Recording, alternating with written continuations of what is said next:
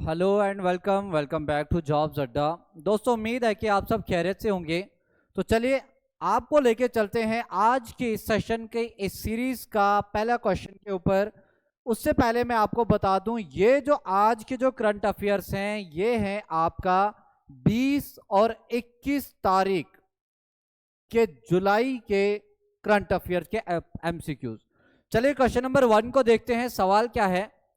सवाल पूछा गया है कि what are the key contribution recognized by the Gulbenkian prize for humanity.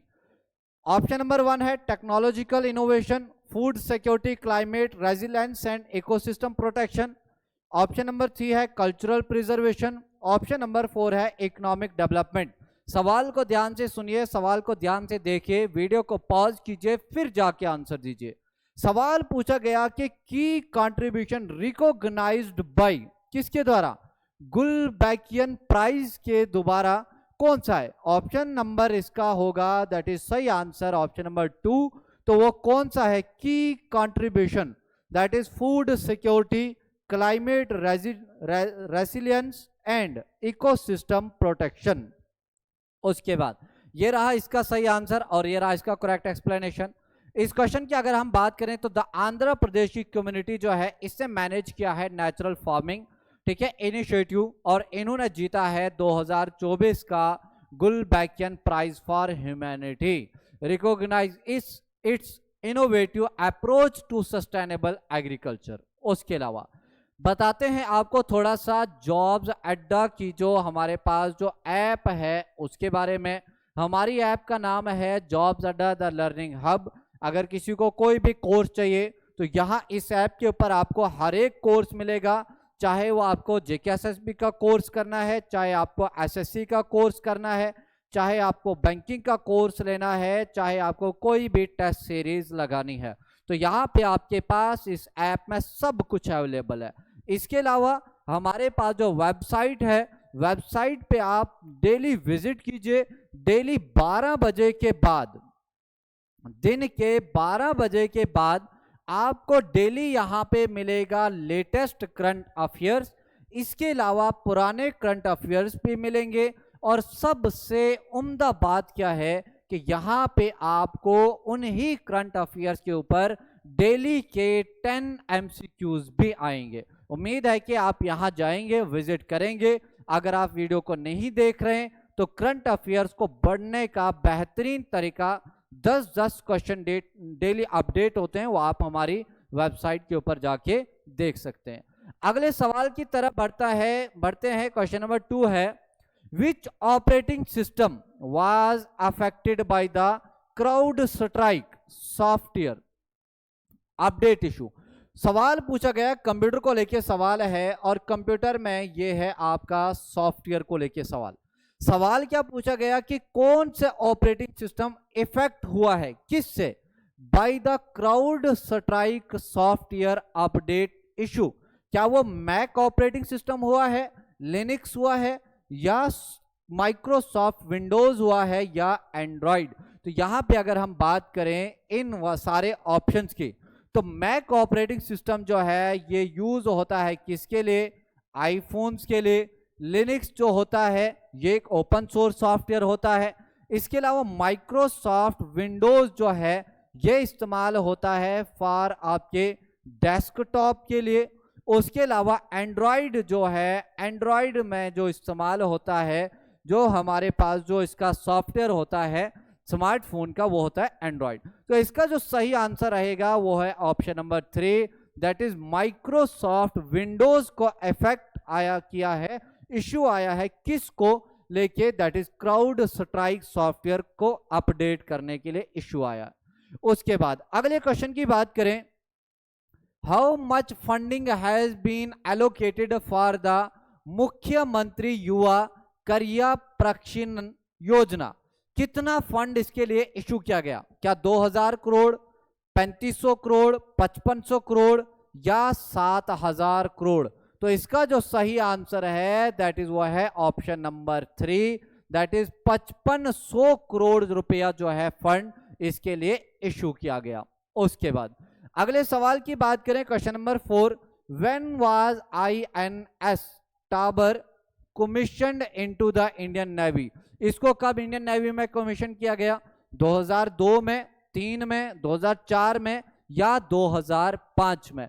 तो इसका जो सही आंसर रहेगा वो है आपके पास ऑप्शन नंबर 3, और वो क्या है? 2004। 2004 में क्या किया गया इंडियन नेवी में? दैट इज आपका INS टाबर को कमीशन्ड किया गया है इंडियन नेवी में। बढ़ते हैं अगले सवाल की तरफ। सवाल है कि what is the name of the program? उस प्रोग्राम का नाम बताइए जिसको लॉन्च किया है किसने? NFDC ने and Netflix India to train, क्या करने के लिए? वॉइस ओवर आर्टिस्ट के लिए। तो किसने किया है? क्या वॉइस एकेडमी ने किया, द वॉइस बॉक्स ने किया है, वॉइस टैलेंट इनिशिएटिव ने किया, या साउंड स्टूडियो? तो इसका जो सही आंसर है वो है ऑप्शन नंबर 2, आपके पास द वॉइस बॉक्स। ठीक है, ये वो वाले उस वाले प्रोग्राम का नाम है जिसको लॉन्च किया गया किसके द्वारा? By NFDC and Netflix India के द्वारा। किसके लिए? To train the voice over artist के लिए। उसके बाद अगले सवाल की तरफ बढ़ते हैं। उम्मीद है कि यहां तक आपने सारे के सारे सवालों के जवाब दिए होंगे। अगर मैं ज्यादा स्लो बोलता हूं तो आप वीडियो को क्या कीजिए, वीडियो का जो रेजोल्यूशन है उसको तेज कीजिए, फास्ट पे डाल दीजिए और सुनिए। सवाल है, how many new exoplanets had NASA recently discovered? सवाल पूछा गया कि कितने एक्सोप्लैनेट्स को नासा ने डिस्कवर किया गया? क्या वो 4 हैं, 6 हैं, 8 हैं या 7 हैं? इंपॉर्टेंट सवाल बनता है। तो वो कितने हैं? दैट इज आपके पास option number 2, that is 6 new exoplanets जो है नासा ने रिसेंटली डिस्कवर किए गए। उसके अलावा क्वेश्चन नंबर 7 है, who was re elected as president? किसका? ऑफ द यूरोपियन कमीशन का री इलेक्टेड प्रेसिडेंट कौन, किसने किया? क्या वो एंजेला मर्केल है, उर्सुला वन है, या एमानुएल मैक्रोन है, या बोरिस जॉनसन? तो दोस्तों इसका जो सही आंसर है, जो प्रेसिडेंट फिर से री इलेक्ट हुआ यूरोपियन कमीशन के लिए, वो है आपके पास ऑप्शन नंबर 2, और उसका नाम है उर्सुला वन डर लियन। उसके बाद ये रहा सही आंसर और ये रहा करेक्ट एक्सप्लेनेशन। अगले सवाल की तरफ बढ़ते हैं। सवाल है, how long can citizen from 35 European countries जो है वो स्टे कर सकते हैं? कहां पे? बेलारूस में, अंडर द न्यू पॉलिसी। सवाल ध्यान से सुनिए, हाउ लॉन्ग, कितने लंबे समय के लिए सिटीजन्स कहां के? फ्रॉम 35 यूरोपियन कंट्रीज के स्टे कर सकते हैं। कहां पे? दैट इज इन बेलारूस में, अंडर द न्यू पॉलिसी। कितने दिनों के लिए? क्या 30 डेज पर ईयर, एक साल में 30 दिन, या एक साल में 60 डेज, या एक साल में 90 डेज, या एक साल में 120 दिन? तो दोस्तों इसका जो सही आंसर है दैट इज आपके पास ऑप्शन नंबर 3, एक साल में 90 डेज जो हैं वो स्टे कर सकते हैं। कहां पे? That is in Belarus. आप मुझे बताइए बेलारूस जो जगह है, कमेंट सेक्शन में बताइए ये जगह कहां पे है। उसके बाद अगले सवाल की तरफ बढ़ते हैं। सवाल है, which countries already have super Kings? कौन सी कंट्री में already have super Kings academies established before Sydney? क्या वो कनाडा एंड साउथ अफ्रीका में है, यूएसए एंड यूके में है, न्यूजीलैंड एंड यूएई में है, या श्रीलंका एंड वेस्ट इंडीज? तो इसका जो सही आंसर है वो है आपके सामने, that is USA and UK. Option number 2 हो जाएगा आपका सही आंसर। अगले सवाल की तरफ बढ़ते हैं। सवाल पूछा गया, विच मिनिस्ट्रीज ऑर्गेनाइजिंग द लोक संवर्धन पर्व? कौन सी मिनिस्ट्री ऑर्गेनाइज कर रही है द लोक संवर्धन पर्व? क्या वो मिनिस्ट्री ऑफ कल्चर करवा रही है, मिनिस्ट्री ऑफ माइनॉरिटी अफेयर्स करवा रही है, मिनिस्ट्री ऑफ होम अफेयर्स करवा रही है, या ministry of skill development and entrepreneurship? तो इसका जो सही आंसर है दैट इज आपका ministry of home affairs. That is आपके पास, सॉरी होम अफेयर नहीं है, दैट इज आपके पास option number 2, ministry of minority affair जो है ये हो जाएगा इसका सही आंसर। ऑप्शन नंबर 2 है इसका सही आंसर। अगला सवाल, फ्रॉम विच म्यूजियम, किस म्यूजियम से वाज द बाघ नाक ब्रॉट टू इंडिया, किस वाले म्यूजियम से ब्रॉड किया गया, क्या ब्रिटिश म्यूजियम से, या विक्टोरियन एंड अल्बर्ट म्यूजियम से, या लोवरी म्यूजियम से, या स्मिथसोनियन म्यूजियम से? तो इसका जो सही आंसर है दैट इज आपके पास ऑप्शन नंबर 2, कौन सा, विक्टोरियन एंड अल्बर्ट म्यूजियम। यहां से म्यूजियम जो है, इस म्यूजियम से क्या लिया गया, बाघ नाक ब्रॉड किया गया, कहां के लिए, इंडिया के लिए। अगले क्वेश्चन की तरफ बढ़ते हैं। क्वेश्चन नंबर 12 क्या कहता है, सवाल पूछा गया, who launch the Rajiv Gandhi civil अभिहस्तान स्कीम, अभिहस्तान स्कीम किसने लॉन्च किया गया, क्या नरेंद्र मोदी ने की, या रेवन्नाथ रेड्डी ने की, या चंद्रशेखर राव ने की, या के भट्टी विक्रमार्का ने की? तो दोस्तों इसका जो सही आंसर है वो है ऑप्शन नंबर 2, दैट इज कौन है, रेवन्नाथ रेड्डी। इन्होंने क्या लॉन्च की, कौन सी scheme, that is Rajiv Gandhi civil Abhiyan. उसके बाद अगला क्वेश्चन है, who presented the best technology award to IISR, किसने प्रेजेंट किया सबसे बेहतरीन टेक्नोलॉजी अवार्ड IISR को?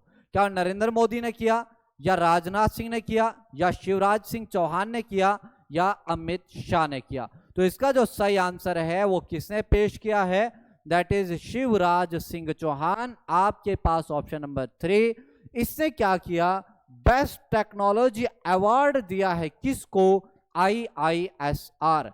IISR को देखेंगे क्या है, ये है the Indian institute of spices research, इन्होंने जीता है सबसे बेहतरीन अवार्ड, टेक्नोलॉजी अवार्ड। उसके अलावा क्वेश्चन नंबर 14 है, who has been appointed as, किसको अपॉइंट किया गया, India's new ambassador to the United State. Important सवाल बनता है, क्या वो तारनजीत संधू को किया, विनय कवात्रा को किया, एस जयशंकर को किया, या हर्षवर्धन श्रृंगला को किया?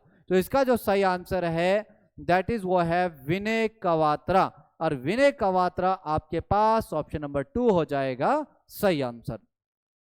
क्या है विनय कवात्रा, तो विनय कवात्रा को रिसेंटली अपॉइंट किया गया हिंदुस्तान का न्यू एम्बेसडर, कहां के लिए, आपका यूनाइटेड स्टेट ऑफ अमेरिका के लिए। अगले सवाल की तरफ बढ़ते हैं, हाउ मैनी अफ्रीकन नेशन, सवाल को ध्यान से सुनिएगा, African nation have joined the 1992 UN water convention including Ivory coast.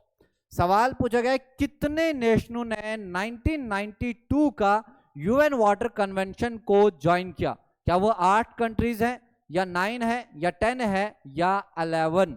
तो कितने नेशन है, दैट इज हमारे पास इसका जो सही आंसर है वो है ऑप्शन नंबर 3।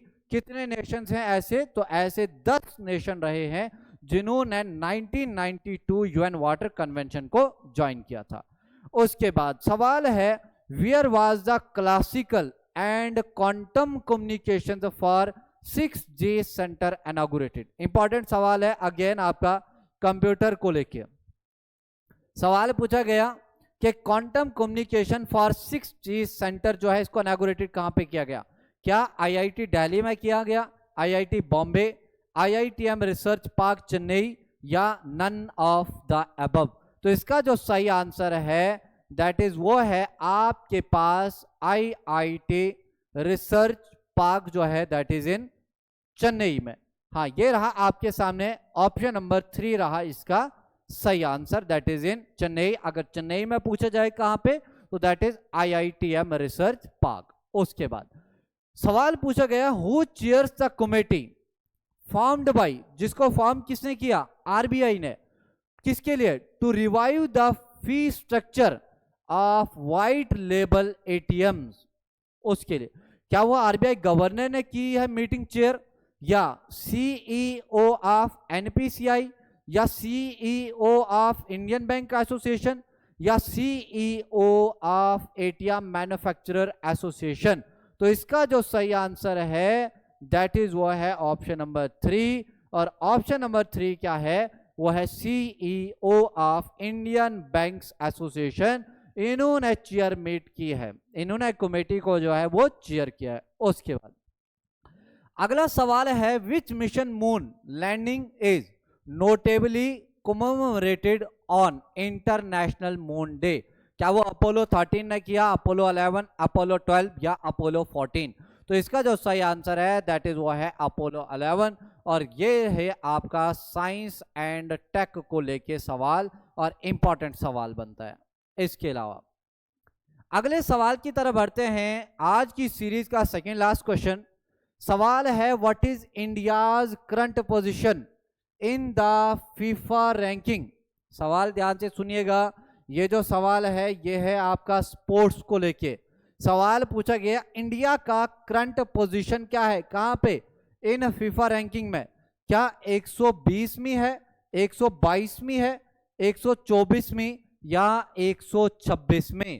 तो इंडिया की जो अभी करंट जो पोजीशन है फीफा में दैट इज वो है आपके पास ऑप्शन नंबर 3। और कितनी रैंकिंग है? 124वीं रैंकिंग है। उसके बाद अगले सवाल की तरफ बढ़ते हैं, आज की सीरीज का इस वीडियो का आखिरी सवाल, और मैं चाहता हूं कि इस सवाल का आंसर आप कमेंट सेक्शन में लिखेंगे, ठीक है? और अगली जो वीडियो होगी उसमें मैं इस क्वेश्चन का आंसर दूंगा। ये रहा आपके लिए आज का होमवर्क। उम्मीद है कि आपने वीडियो को पूरा वॉच किया होगा, सारे के सारे एमसीक्यूज आपसे निकल रहे होंगे। तो वीडियो अगर आपके लिए फायदेमंद है तो इसको ज्यादा से ज्यादा लाइक कीजिए और ज्यादा से ज्यादा अपने ग्रुप्स में दोस्तों के साथ इसको शेयर कीजिए।